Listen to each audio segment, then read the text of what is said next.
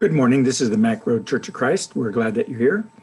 Pray that the Lord blesses you and keeps you as we're looking into the book of Samuel and Chronicles. And we are in 1 Samuel chapter 24. Sorry, I have a little bit of allergies. So forgive me if I sound a little bit funny. But in 1 Samuel 24, we have the story of David and Saul is still pursuing David. If we come down here to our chart that I've been showing you every time we begin, we're over here around chapter 24, which is around here.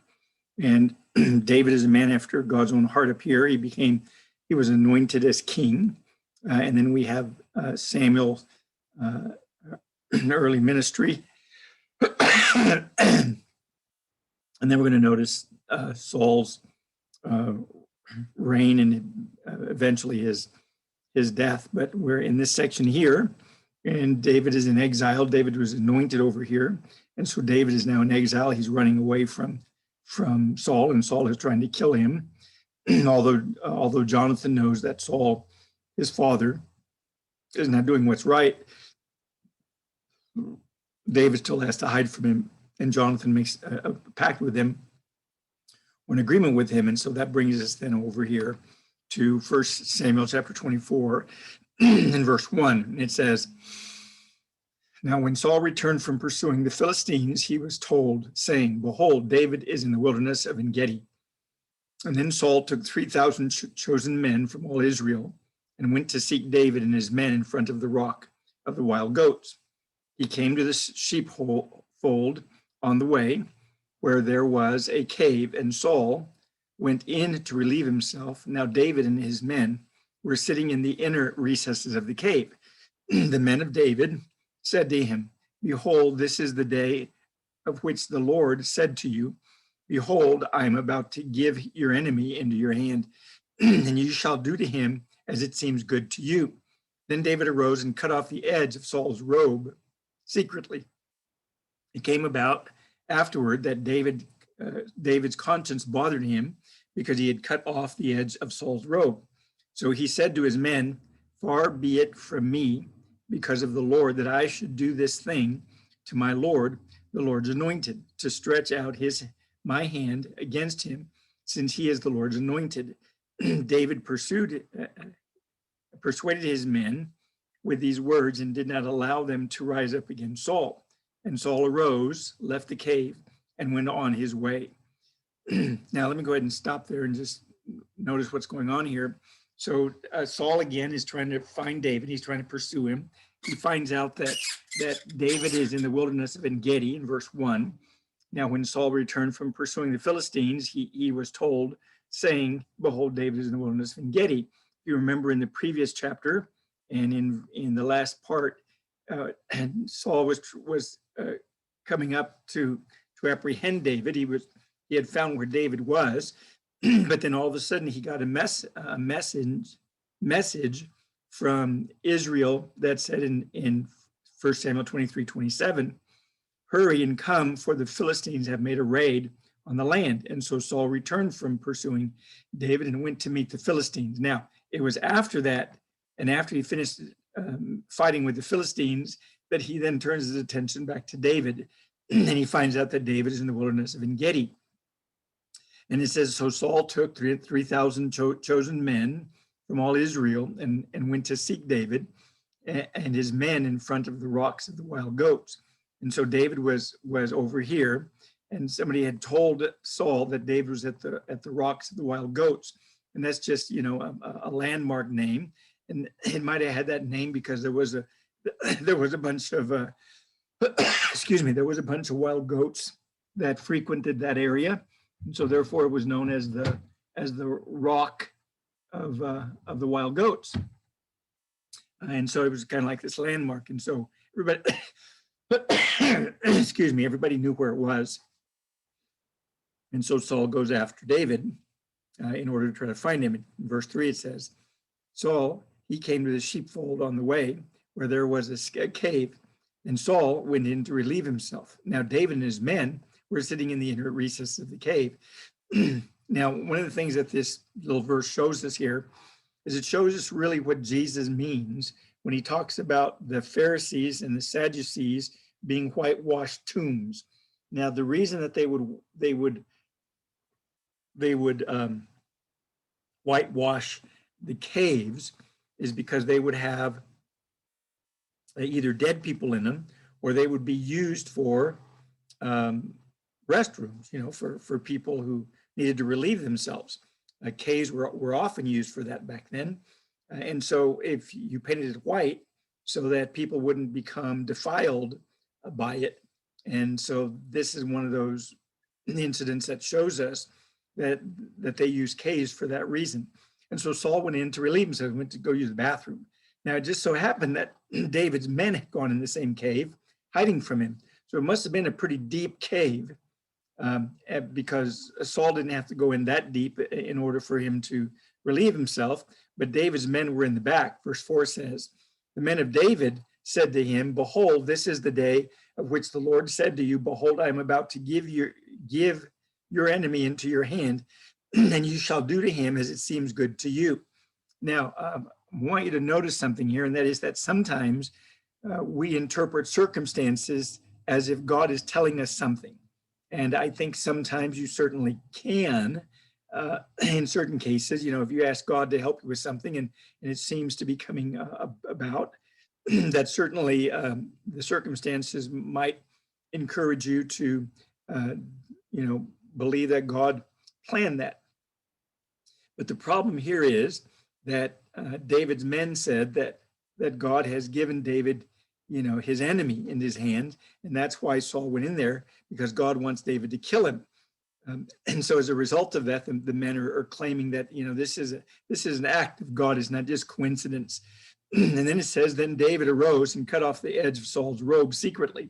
So while Saul was relieving himself, he probably took off his robe, put it on one side or someplace, and then he goes off in order to relieve himself, because he doesn't want to get his robe or his clothes dirty.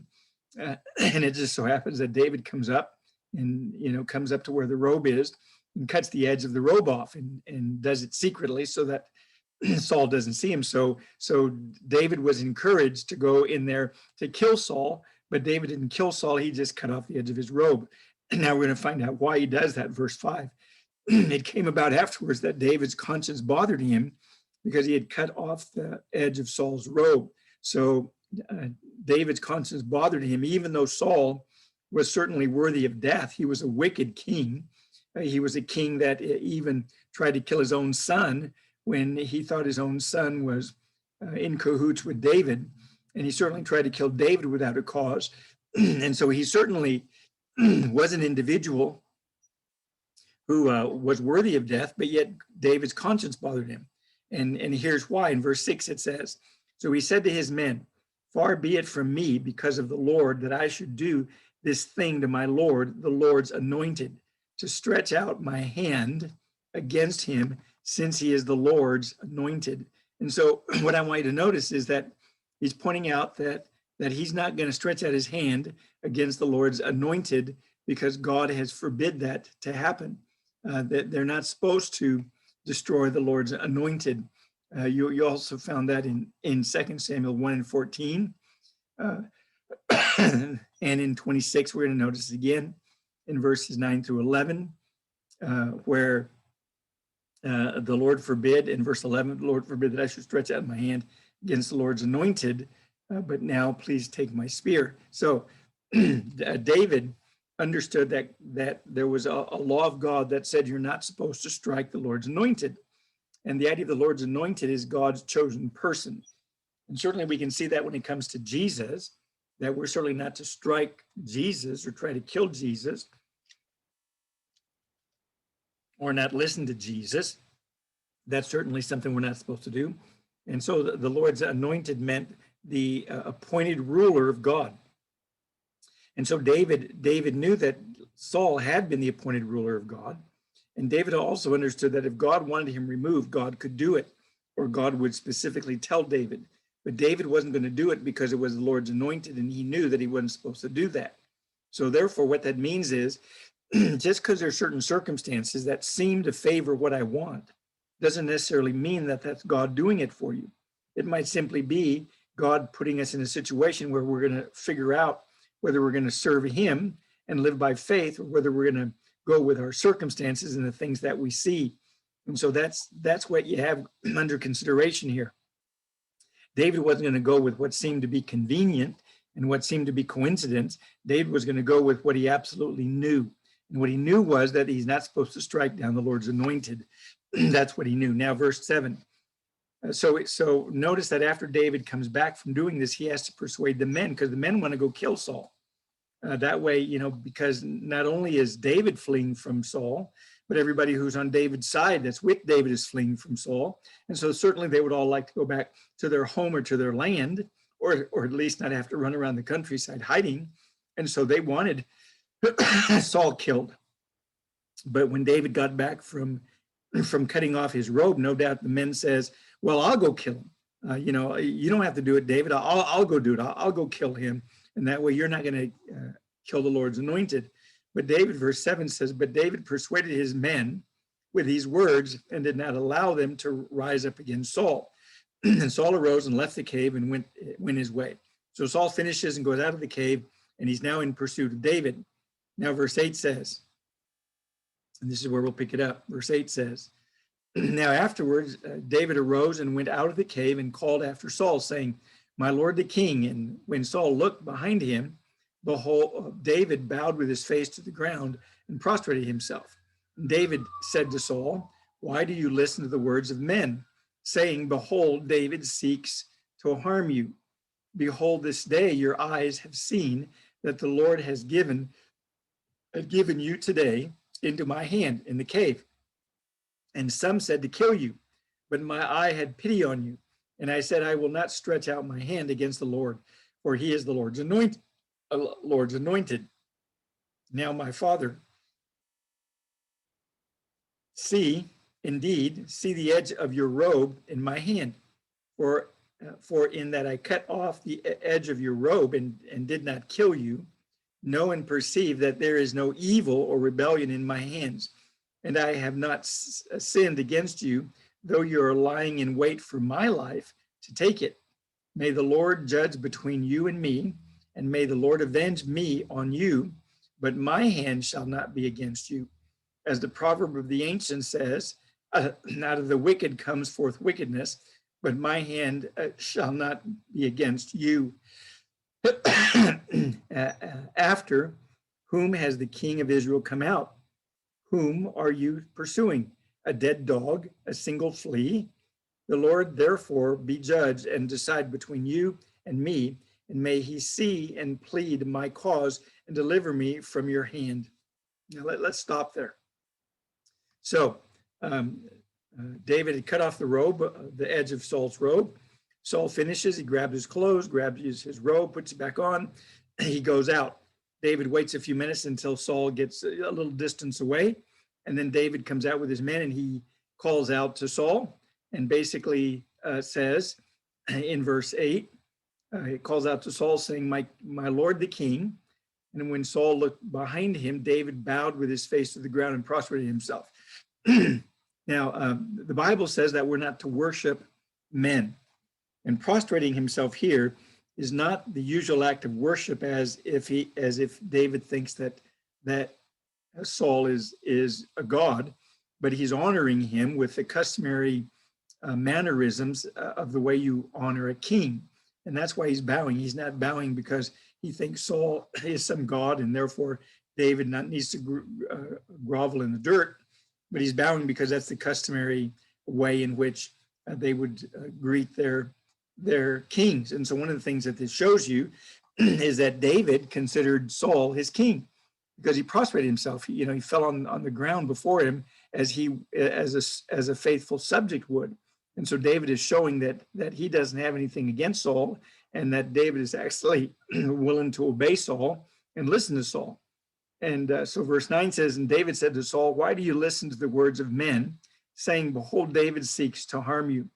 I remember when we read that psalm, it says that we read the psalm about why David had gone to Gath, and it said in there, it talked about evil men. Well, that's what he's talking about here when he says, Why do you listen to evil men? Or why do you listen to the words of men? In other words, no doubt there were some men that were in Saul's kingdom or Saul's cabinet that were taking advantage of Saul being king. Maybe they were given title, or maybe they were given some land or position, and so they wouldn't want David to become ruler again because they realized that they would lose that. And so these men would lie to Saul, saying that David is out to kill him, David has betrayed him, those kind of things. And so David says, why are you listening to the words of men? Behold, I'm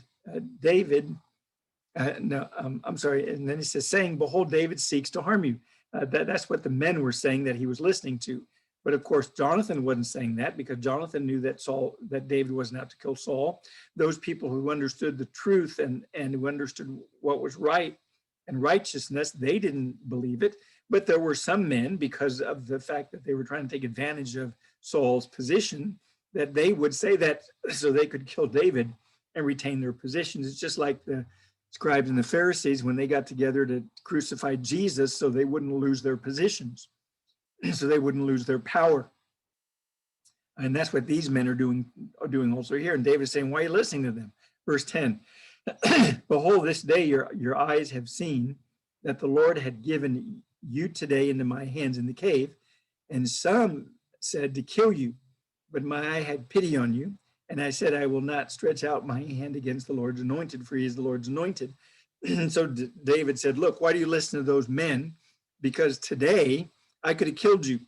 Today, God put me in a position where all I had to do was, just strike you down in the cave without any of your men would be around. My men were in the cave, and we could have just fallen on you and killed you. But my eye had pity on you. And I said, I will not stretch out my hand against my Lord. Excuse me, for he is the Lord's anointed. Now again, notice that David still acknowledged Saul as his Lord. He said, against my Lord. I'm not going to stretch out my hand against my king. He didn't say against Israel's king. He said my king. So David was taking personal acceptance and acknowledgement that he was under the rule of Saul until God finally wanted to remove Saul from his position. It says, for he is the Lord's anointed. In other words, for the reason that he's listening to Saul is because Saul was appointed by God. And if God wants Saul to be king, then God's going to put him in there. And that's kind of like us today. Now, it's a little different today when we talk about the Lord's anointed, but the Bible does teach that God sets up rulers and takes down rulers. In the book of Daniel, he had to teach Nebuchadnezzar that God sets up rulers and takes down rulers. When Nebuchadnezzar got too proud, and God made him eat grass for seven sevens, whatever it was, whether it was weeks or whether it was periods, while Nebuchadnezzar was eating grass, God allowed his kingdom to be kept for him. And then when he finally regained his mind and regained his senses, God restored the kingdom to him. That generally doesn't happen. I mean, if a king goes crazy, somebody else takes his kingdom. Somebody else takes his position. But not here, not during that time, because God's the one who appoints kings. And so that's what David is talking about here. God wanted him to be king. And sometimes in our political systems, we don't necessarily like the outcome of something, but we have to understand that God's hand is in everything, and that God puts in power who he wishes, not necessarily saying that God likes that person's politics, but God might put him in power because that's what the people want, and God wants to show them the consequences of their own desires instead of serving him. And so that's what David is pointing out here. Now, verse 11, it says, now, my father, see, indeed, see the edge of your robe in my hand. For in that I cut off the edge of your robe and did not kill you. Know and perceive that there is no evil or rebellion in my hands. The best way to prove that you're somebody's friend is by not doing them harm when you have the opportunity to do them harm. Because if somebody's your enemy, and if they are worthy of death, then certainly you would have the right to execute them, or to at least kill them. Kind of like when the children of Israel entered into the land of Canaan, and they were able to kill the people that were in the land because they were God's enemies. And they didn't hesitate at all in doing that because they knew that was the right thing to do. But here, David says, look, I have proof that I haven't hurt you. I could have. Here's part of your robe. And so look at your robe now. Notice that there's a part missing. And here it is in my hand. And therefore, I could have killed you. But he says, and I have not sinned against you, though you are lying in wait for my life to take it. And so David says, you might be my enemy, but I'm not your enemy. You might be seeking to kill me, but I'm not seeking to kill you or betray you or not follow your lead. David isn't seeking to the harm of Saul. And that's what Saul needs to understand. Now, verse 12 says, may the Lord judge between you and me, and may the Lord avenge me on you, but my hand shall not be against you. In other words, David says, if God wants you taken out, if God wants to give me vengeance, then God's the one who's going to do it, but I'm not going to do it. David is not going to bring vengeance on himself. Now, David will execute vengeance for other people, but he will not bring vengeance for himself, and especially here against the Lord's anointed. And so verse 13, he says, as the proverb of the ancients say, out of the wicked come forth wickedness. In other words, I guess there was a proverb or a saying that basically said, if you're a wicked person, you're going to do wicked things. So David had the opportunity to kill Saul and didn't kill him. So David is not out to kill Saul. That's the principle that's under consideration. He says, but my hand shall not be against you. And so David points out that since I'm not personally going to kill you, since I'm not the guy who wants you dead, then I'm not considered somebody who's a traitor or a murderer or somebody who's out to take over your kingdom or your position. David is indicating that. Now, verse 13, as the proverb, for 14, after whom has the king of Israel come out? Whom are you pursuing? A dead dog, a single flea. And so basically, David says, it's basically telling Saul, why are you after me? I'm a nobody. I'm like a dead dog. I'm like a flea, David says. Why in the world would you be concerned about me and come out to try to kill me? It's what David's pointing out. Now, verse 15, and the Lord therefore be judge and decide between you and me, and may he see and plead my cause and deliver me from your hand. So basically, David says, I'm not going to judge you. I am going to let God judge you. God will plead my case. God will deliver me.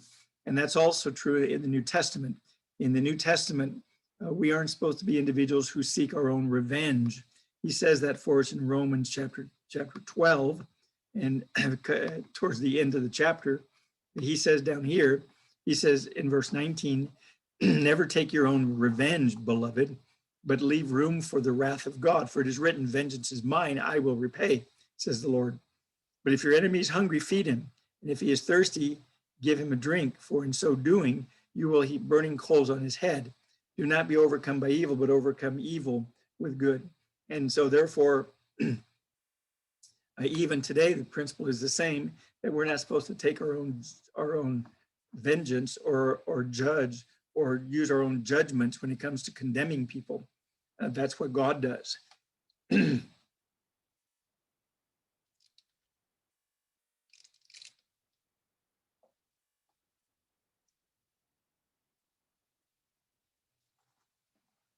Now, verse 16. When David had finished speaking these words to Saul, Saul said, is this your voice, my son David? Then Saul lifted up his voice and wept. And he said to David, you are more righteous than I, for you have dealt well with me, while I have dealt wickedly with you. You have declared today that you have done good to me, that the Lord delivered me into your hand, and yet you did not kill me. For if a man finds his enemy, will he let him go away safely? May the Lord therefore reward you with good in return for what you have done to me this day.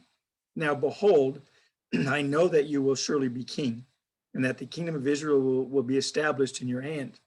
So now swear to me by the Lord that you will not cut off my descendants after me, and that you will not destroy my name from my father's house. And David swore to Saul, and Saul went to his home, but David and his men went up to the stronghold.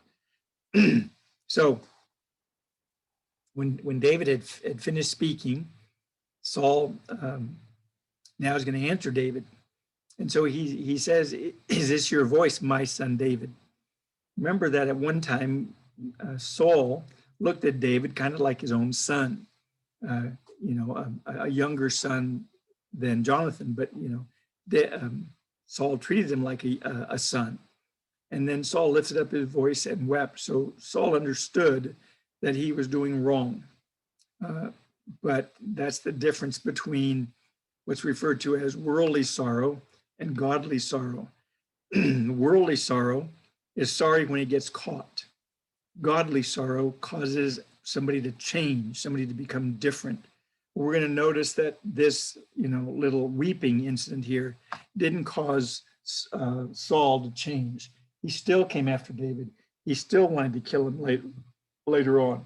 So he might have got caught, you might say, and therefore looking bad, he recognized what he had done, but it really didn't change him. He really hadn't truly repented all the way.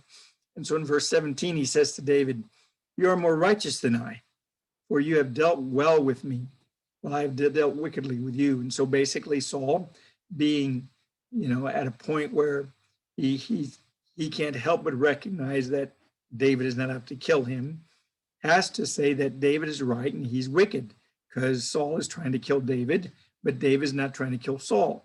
So all this information that Saul had gotten, that David's out to betray him, David's out to kill him, David's out to take his kingdom, all of that, none of it's true. And so in verse 18, he says, "You have declared today that you have done good to me, that the Lord delivered me into your hand, and yet you did not kill me."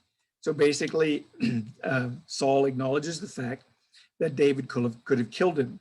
And I mean, how could he deny it? David has part of his robe in his hand. So there's no denying it, that David did allow him to go free. And so he points out that David is more righteous than Saul. He says in verse 19, "For if a man finds his enemy, will he let him go away safely? May the Lord therefore reward you with good in return for what you have done to me this day." Excuse me.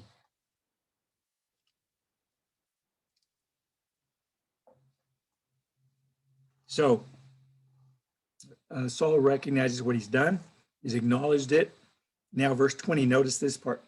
"Now, behold," Saul is still speaking. He says, "Now, behold, I know that you will surely be king, and that the kingdom of Israel will be established in your name, or in your hand." And so Saul knew that God had made David king, that he'd anointed him king, just like he had anointed Saul king. And Saul knew that. Saul understood that. As a matter of fact, that's kind of what made Saul mad and angry, was thinking that his sons, especially Jonathan, wouldn't become the next king, but that David would. And so it would cause him to get jealous as he thought more and more about it. But right now he was thinking a little bit more rationally, seeing as how, there was all these men around him and he couldn't really deny what David was saying because of the evidence that David had. And so therefore David was in fact going to receive the kingdom, and Saul knew it. And so as a result of that, Saul wanted to make David swear. And here's the promise or the covenant that Saul wanted to make with David. It says in verse 21, "So now swear to me by the Lord that you will not cut off my descendants after me, and that you will not destroy my name from my father's household." So one of the things that a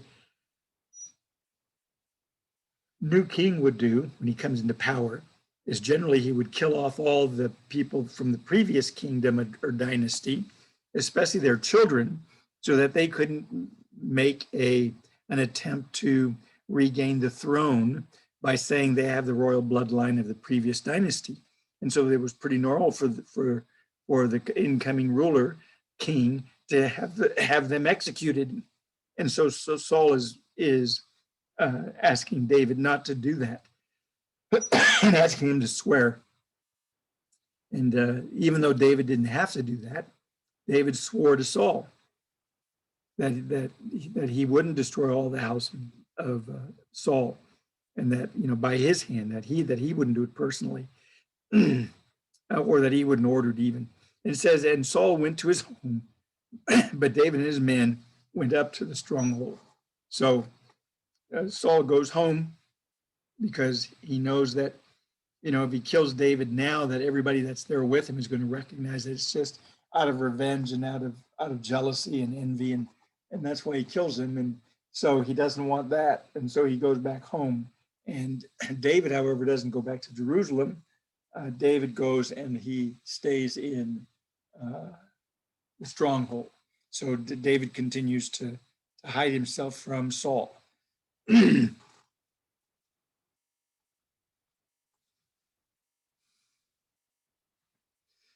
So that brings us to chapter 25.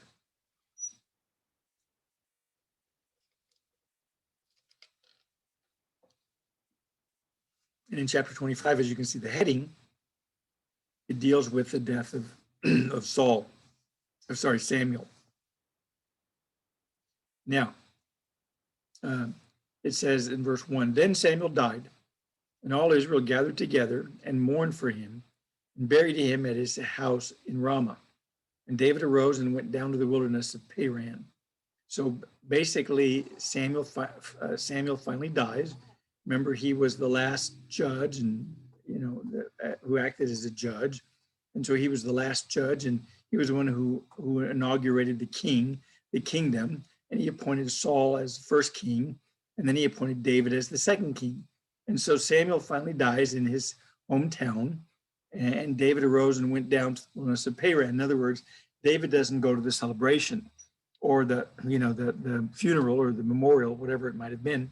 And certainly there would have been dignitaries. Saul would have been there because Samuel was a very important, famous prophet and priest and judge. And so they would have all gone down there. And so David, because he's still trying to hide from Saul, didn't trust Saul, then rather than going there, went to the wilderness of Paran.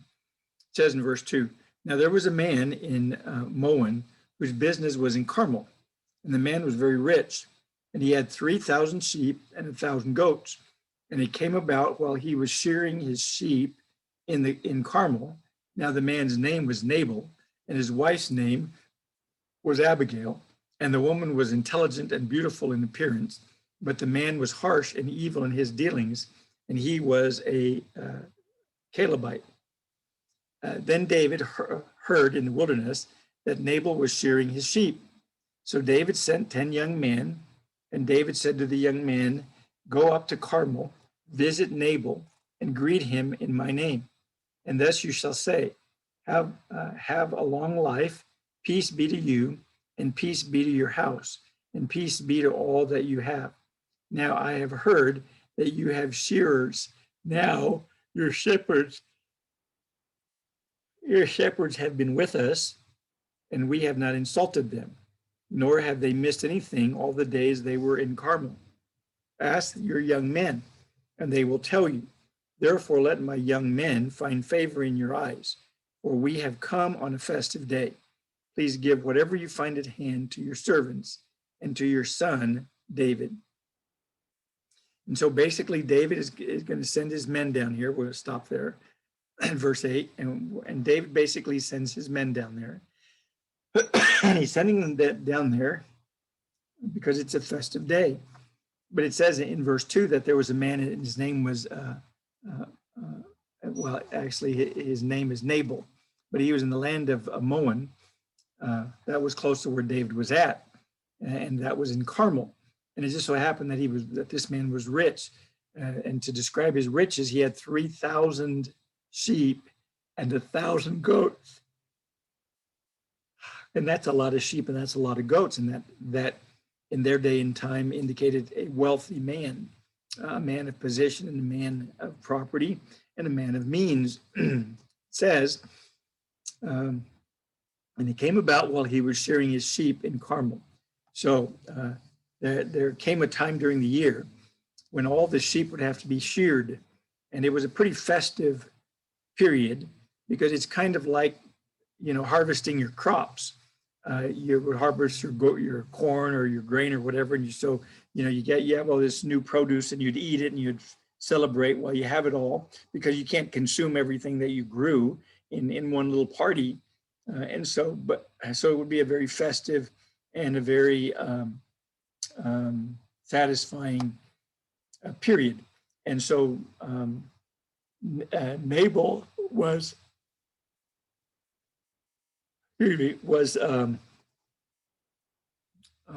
also shearing his sheep, which is basically the harvest time for the produce that sheep give.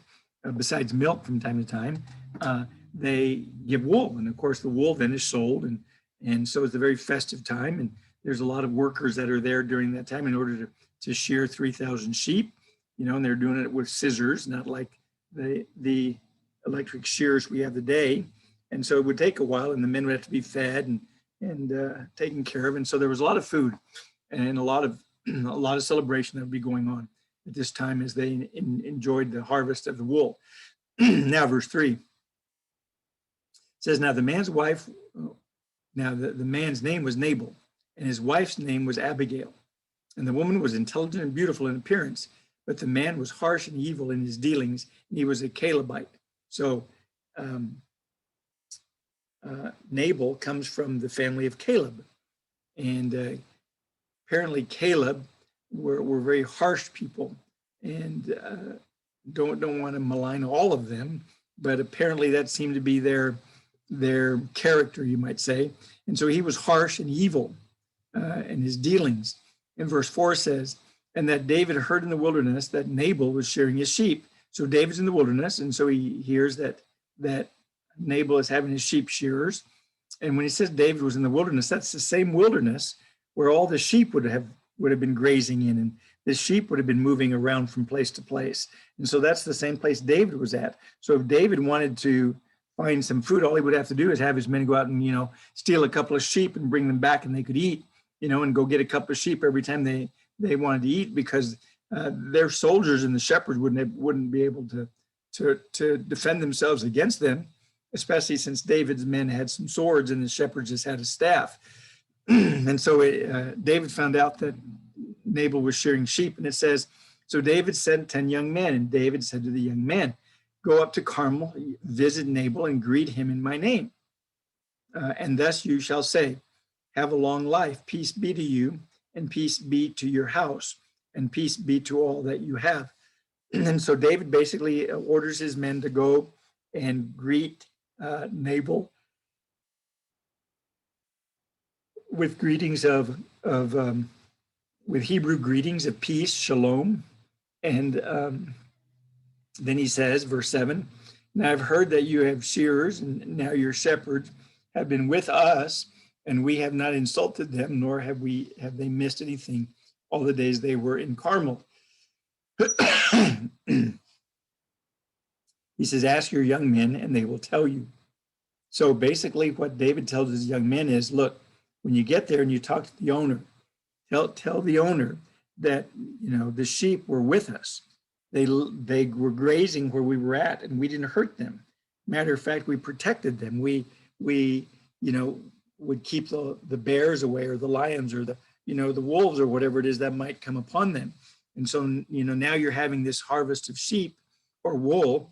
And so it's like, we worked for you a little bit. We were like the security guards around you and around your people. And even though you didn't, personally hire us, we were taking care of your property for you.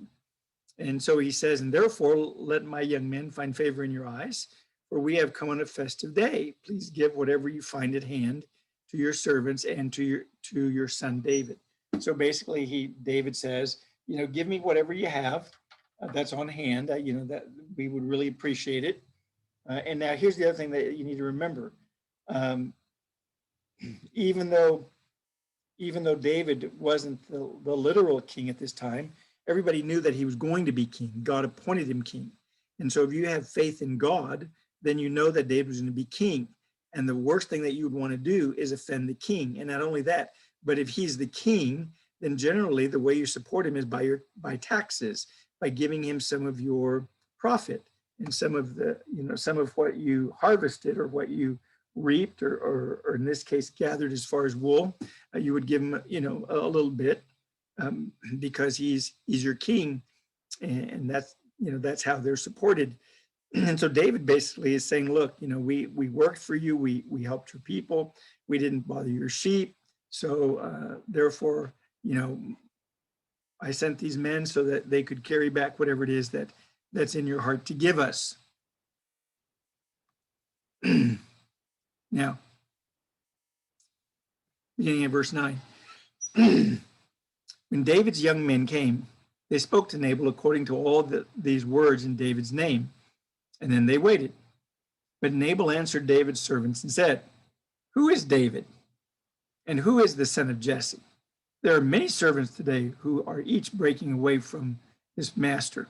Shall I then take my bread and my water and my meat that I have slaughtered for my shearers and give it to men whose origin I do not know?"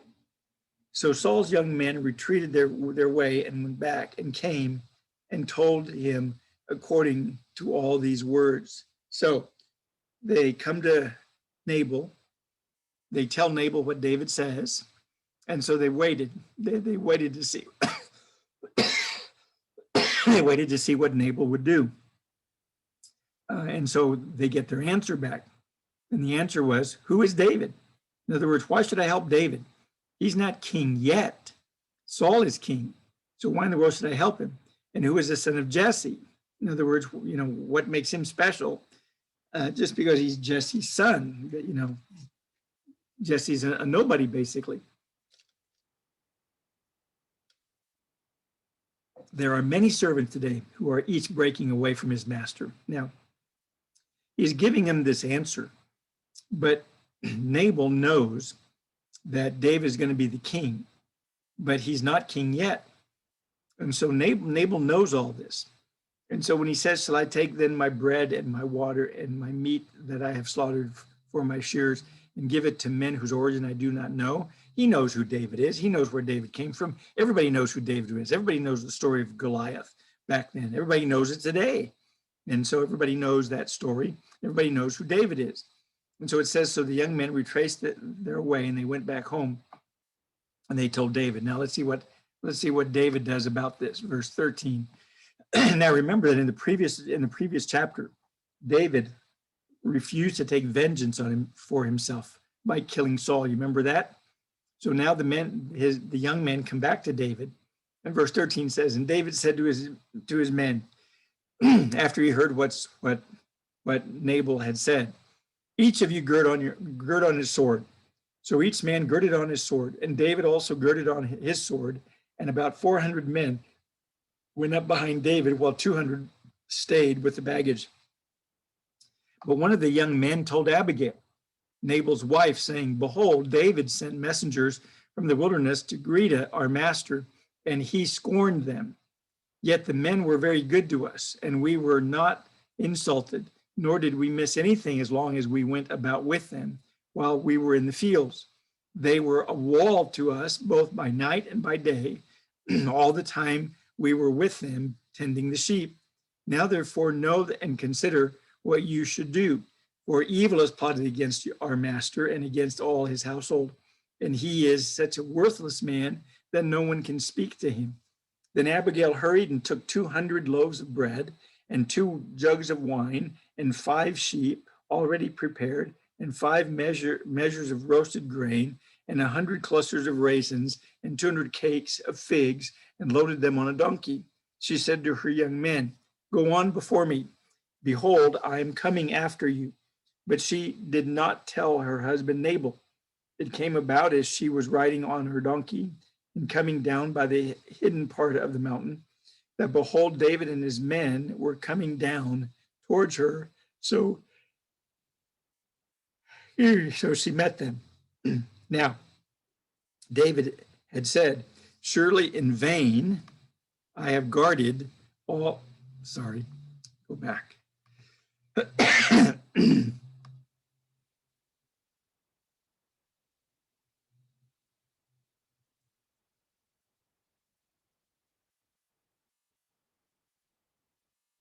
Verse 21. Now David had said, surely in vain I have guarded all that this man has in the wilderness, so that nothing was missing of all that belonged to him, and he has returned me evil for good.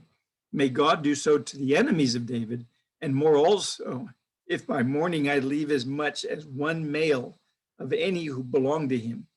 When Abigail saw David, she hurried and dismounted from her donkey and fell on her face before David and bowed herself to the ground. She fell at his feet and said, on me alone, my Lord, be the blame. And please let your maidservant speak to you and listen to the words of your maidservant. Please do not let my Lord pay attention to this worthless man Nabal, for as his name is, so is he. Nabal is his name, and folly is with him. But I, your maidservant, did not see the young men of my Lord whom you sent. Now, therefore, my Lord, as the Lord lives, and as your soul lives, since the Lord has restrained you from bloodshed and from avenging yourself by your own hand, now then let your enemies and those who seek evil against my Lord be as Nabal. Now let this gift which your maidservant has brought to my Lord be given to the young men who accompanied my Lord. Please forgive the transgression of your maidservant, for the Lord will certainly make for my Lord an enduring house, because my Lord is fighting the battles of the Lord, and evil will not be found in you all your days. Should anyone rise up to pursue you and to seek your life, then the life of my Lord shall be bound in the bundle of the living with the Lord your God. But the lives of your enemies he will sling out as from the hollow of a sling. And when the Lord does for my Lord according to all the good that I have had spoken concerning you, and appointed you ruler over Israel, this will not cause grief or a troubled heart to my Lord, both by having shed blood without cause, and by my Lord having avenged himself. When the Lord deals well with my Lord, then remember your maidservant. All right, so let's read down to that far, verse 31. We need to move up here a little bit more. Now, so David is on his way with his 400 men in order to kill the house of Nabal, because they basically insulted David, and that's part of what's under consideration. And so David was out to get him, and so each man girded up his sword. Now, while that was going on, as that was happening, one of the servants of Nabal, or maybe even Abigail, came and told Abigail what Nabal had done, that Nabal had received the messengers of David and then sent them away, and that he scorned them. And yet it's true what the men said, and that is that the men were very good to them. Verse 15, the men were very good to them. Verse 15 says, yet the men were very good to us, and we were not insulted, nor did we miss anything as long as we went about with them while we were in the fields.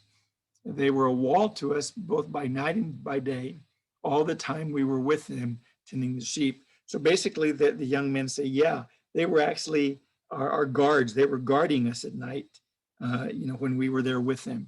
And they would watch out for us, and they'd take care of us while we were there. And so certainly a laborer is worthy of his hire. And so David was just asking for, a little bit of food or whatever they might have been able to spare in order that he might be able to feed his men. And so the young men, Nabal's young men, the shepherds who were out in the field, they appreciated what David was doing for them and what the men were doing for them. Now, they told that to Abigail. And now verse 17 says, now therefore know and consider what you should do, for evil is plotted against our master and against all his household, and he is such a worthless man that no one can speak with him or to him. So basically what the guards were saying was that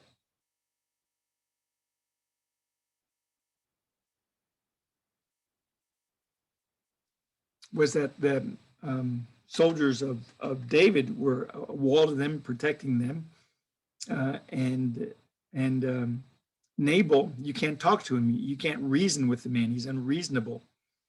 And so Abigail then needs to do something. Now, verse 18 says, then Abigail hurried and took 200 loaves of bread and 2 jugs of wine and 5 sheep already prepared and 5 measures of toasted grain and 100 clusters of raisins and 200 cakes of figs and loaded them onto a donkey. So basically, she grabs a bunch of supplies that they have there to spare, and she puts them on a cart or on a donkey so that she can take them over to David and his men for watching out for them. And so it says in verse 19, and she said to her young men, go on before me, behold, I am coming after you. But she did not tell her husband, Nabal. So she didn't tell anything to Nabal because she didn't want to probably have an argument with him, but she knew that what Nabal had done wasn't right and that David was going to be the rightful heir. And if you don't help David, then why in the world would you want to do anything else? Because if you don't help David, then David's going to be the king. And so in verse 20, it says, and it came about as she was riding on her donkey and coming down from the hidden parts of the mountain, that behold, David and his men were coming down towards her. So she met them. Now, I don't know how big this mountain is. I doubt very seriously if there's only one way to get up there. And so I think you see the hand of God in here. When the same trail that she's taking up to go find David happens to be coming down that trail. And I'm pretty persuaded that that's something that the Holy Spirit did or God did in order to get them together for this story and in order for David not to do something that he would regret for the rest of his life. And so God's hand is in it. And I believe God's hand is in the activity that happens in our lives as well. And so it says in verse 21, it says, now David had said, surely in vain I have guarded all that this man has in the wilderness, so that nothing was missing of all that belonged to him, and he has returned me evil for good. So basically David says, my men did all this work of taking care of them, watching out for them, guarding them, and yet he does that to us. He did evil to us. He didn't even recognize that we were beneficial in any way and therefore deserved some kind of compensation. So verse 22, it says, may God do so to the enemies of David, and more also, if by morning I leave as much as one male of any who belongs to him.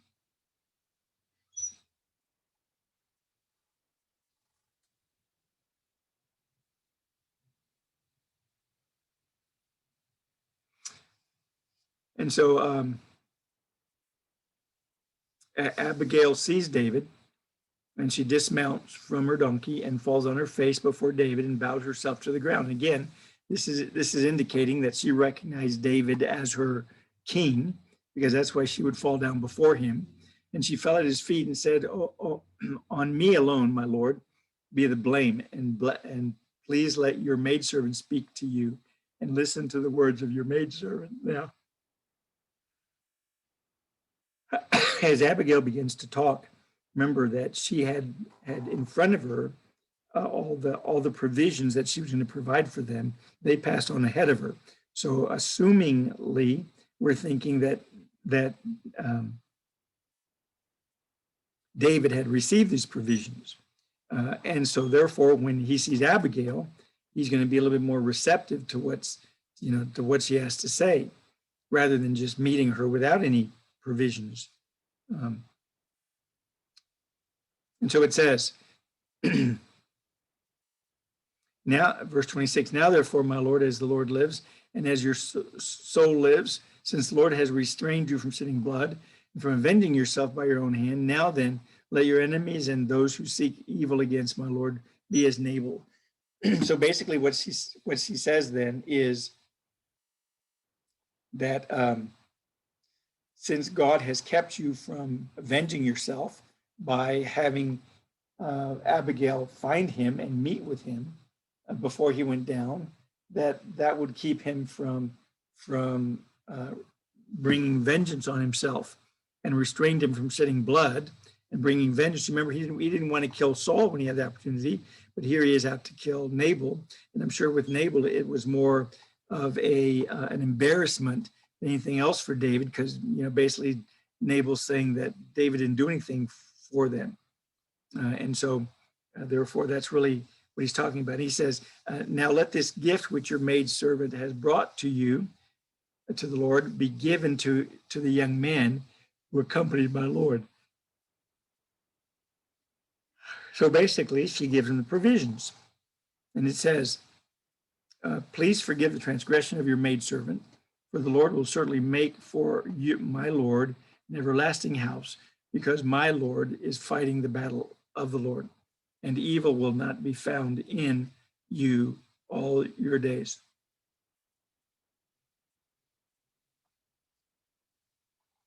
And so basically, Abigail says to forgive her. She's willing to take responsibility for what went on, even though she's not the one who sent them away. She's willing to take that responsibility. And the reason that she wants to apologize to David is because she knows that David's going to have an eternal kingdom, or an eternal dynasty, you might say, that will last forever. And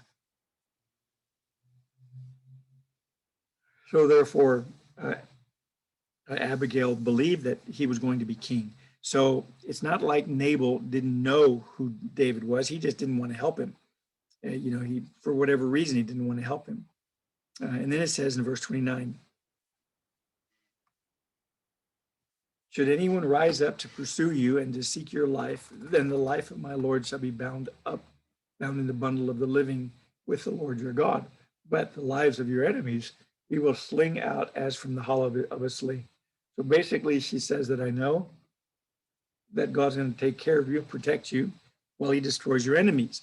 Verse 31, "This will not cause grief or a troubled heart to my Lord, both by having shed blood without cause, and by my Lord having avenged himself." And so basically, there's two things that are going on there. And that is that she doesn't want David to live with regrets, and she doesn't want David to avenge himself, because she wouldn't do it before that. So now she doesn't want to do it after that. And so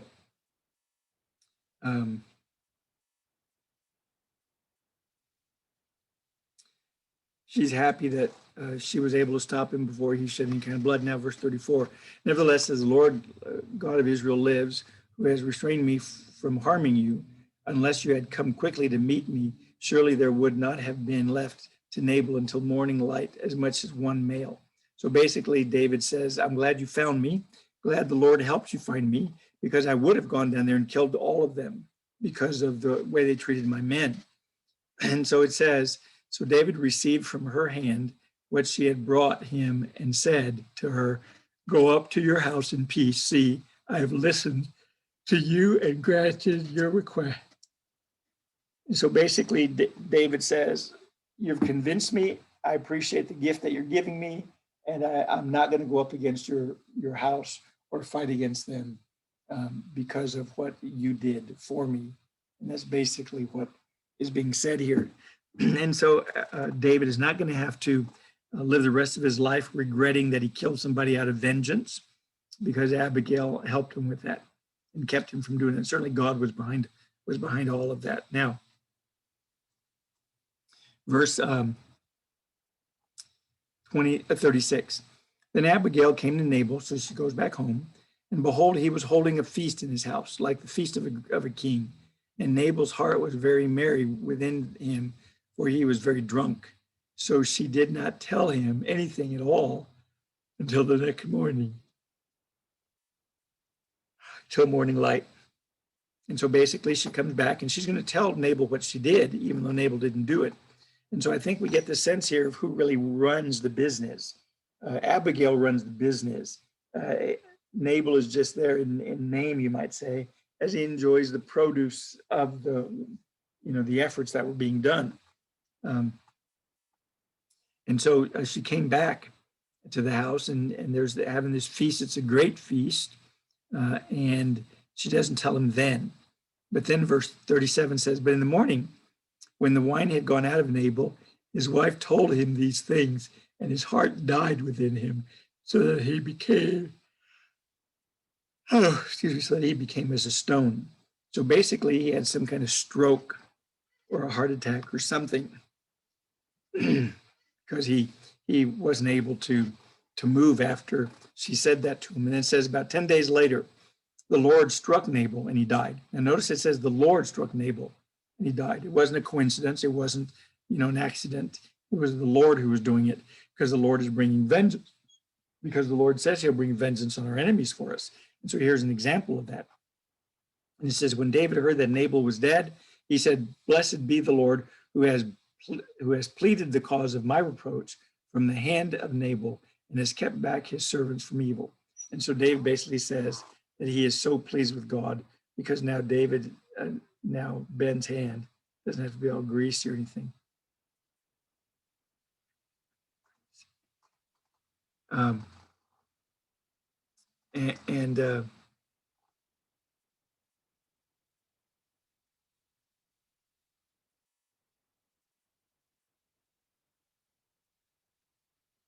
Where was I here? Lost my place. Okay. And so Nabal died, and the Lord avenged avenged David and kept him from doing evil. And so David sent for Abigail. In verse 39, it says, when David heard that Nabal was dead, he said, blessed be the Lord who has pleaded the cause of my reproach from the hand of Nabal and has kept back his servant from evil. The Lord has also returned the evil of Nabal on his own head. Then David sent a proposal to Abigail to take her as his wife. So he then proposed to Abigail to take her. And when the servants of David came to Abigail at Carmel, they spoke to her, saying, David has sent us to you to take you as his wife. And so basically, she gets a proposal from King David. Says, I would love to have you as my wife. And so it says, then Abigail quickly arose and rode on a donkey with her 5 maidens who attended her, and she followed the messengers of David and became his wife. And David had also taken Ahinoam of Jezreel, and they both became his wife. Now Saul had given Michal, his daughter, David's wife, to Palti, the son of Laish, who was from Galim. And so basically what we have then is, since Nabal is dead, David goes and takes Abigail as his wife. And so he has 2 wives. He has her, and he has Ahinoam, and also Michal. But Michal had been taken and given to Paltiel, the son of Lachish. So after David left his house, remember when Michal had basically deceived her dad about David being sick in bed, and had placed the statue and the goat's hair in there, make it look like he was sick. Basically, after David fled, Saul took Michal and gave her to somebody else. So basically, he took David's wife and gave her to somebody else. And so that's where we'll stop today. Glad you came. Sorry, I was a little bit, what's the good word to say? Sorry, I was a little not very alert today because of my allergies and stuff. And but anyway, pray the Lord blesses you, and pray that you got something out of this, and pray that God watches you and keeps you.